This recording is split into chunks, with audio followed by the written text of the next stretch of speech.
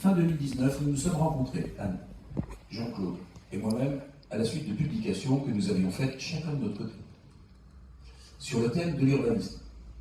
Nous avions le même souhait, la même vision, et nous avons fondé GPN, Gérard et Patrimoine Nature, notre association officialisée, 14 décembre 2019.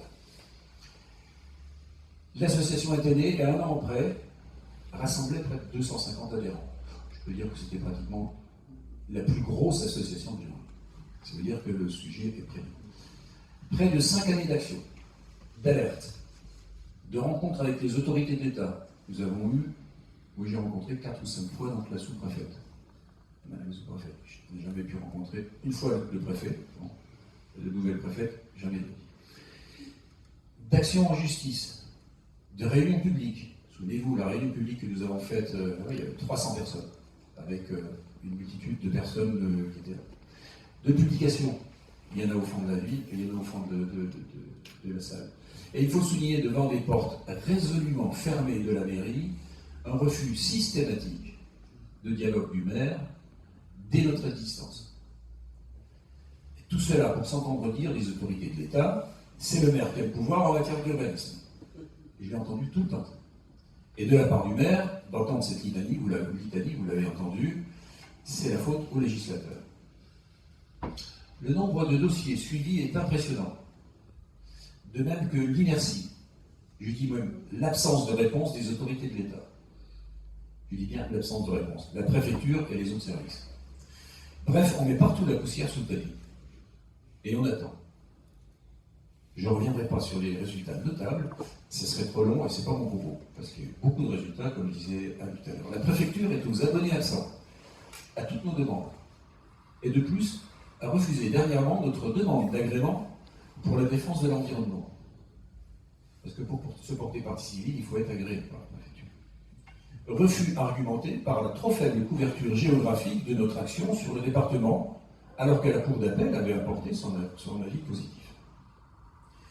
Devant toute cette inertie, cette politique de l'édredon, voire cette obstruction, moi j'ai décidé de me retirer de façon définitive du bureau de GPN pour me consacrer à d'autres projets. Je resterai adhérent, je ne suivrai que les actions en justice des engagés et je pourrai apporter des conseils. D'abord, il y en a qui le savent bien, de temps en temps, il y en a qui me demandent, là je donne des conseils. Alors, jouer au Don Quichotte pendant près de 5 ans, contre des moulins à vent, bon, ça suffit, trop c'est trop, parce que c'est vraiment des moulins à vent. Je remercie Anne, qui a soutenu GPN et qui a été une présidente contre vents et marées. Mais je dis bien contre vents et marées. Rappelons-nous que nous avons fait l'objet de 2 plaintes et que nous avons été mises en examen. On en a parlé tout à l'heure. Voyez que ça. Jean-Claude, lui, il s'est mis en retrait, il a démissionné en 2021, voulant des actions plus directes et ne supportait pas la politique de la préfecture. Je le comprends. Nous avions cru, lors de notre première rencontre, fin 2019 avec M. le maire, qu'un dialogue serait possible, en lui proposant, c'est vrai, en lui proposant un échange constructif, et que nous pourrions travailler ensemble.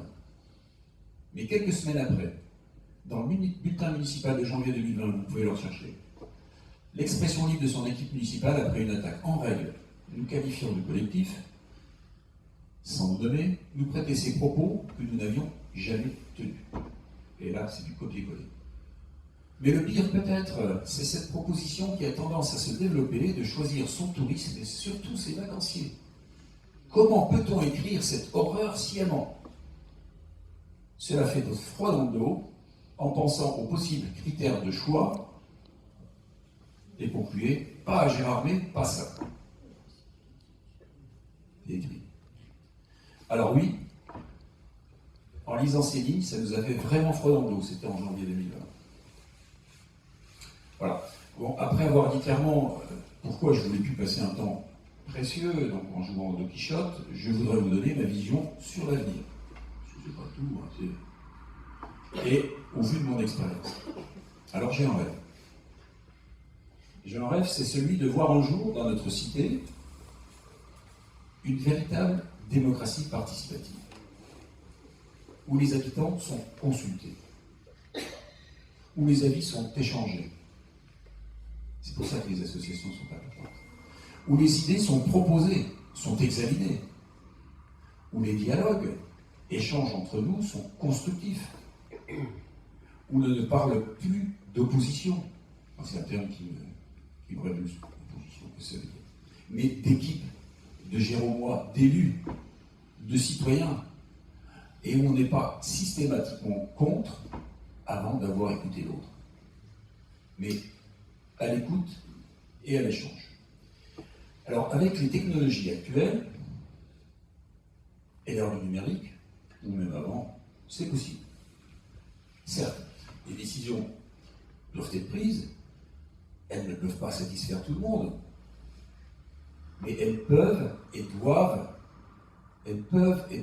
être le résultat d'une écoute et d'un dialogue pour aller vers le bien commun. Le bien commun.